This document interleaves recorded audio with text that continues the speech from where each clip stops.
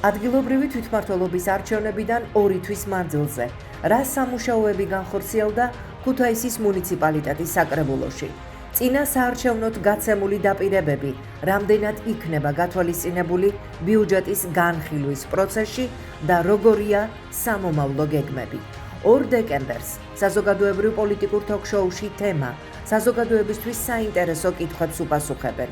ქუთაისის საკრებულოს თავმჯდომარის პირველი მოადგილე მარეხი ნიჟარაძე და ქუთაისის საკრებულოს ფრაქცია ქართული ოცნების თავმჯდომარე დიმიტრი მხეიძე.